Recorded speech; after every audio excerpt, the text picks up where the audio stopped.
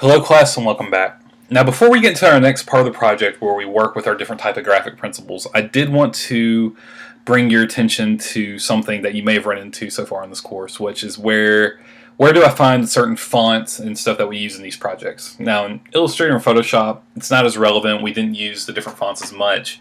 But in InDesign, you'll need to make sure that you do come to the Against the Clock site. Again, that's againsttheclock.com, and that you log into your account. So you can see I have mine here. Again, this is just your username and password you set up when you got your book.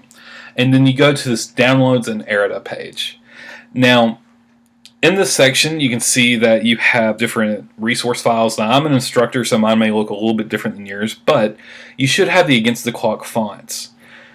What you want to make sure is that for your CSS6 or older titles, you want to make sure that you download the Mac font if you're on a Mac, or the Windows fonts if you're on a PC. So I'm going to click here and download the Mac fonts, hit save, and you can see they've already downloaded. So in my Mac, I'm just going to come to my downloads folder, open up my fonts, and you can see I have them here, and I'm just going to come in, and what you can do now is if you're on a Mac, you can just double click these, and it'll open up your font book and you can install them here.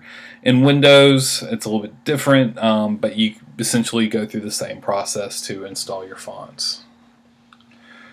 So you can see I've already got the Elm Italic here with my regular, and then you can come in here and install these one by one. Now I won't go through each of these to install them in the font book, but I did want to make sure that y'all knew where to find these and how to get them onto your computer. If you have any problems getting these fonts and using them through your next couple projects, let me know. I will allow font substitutions if you just cannot get these to work, but I do want you to try to go through and download these fonts first. Not only are they great for the projects, but they'll also serve you well, as most of these are adjustments of popular fonts like Garamond or Helvetica.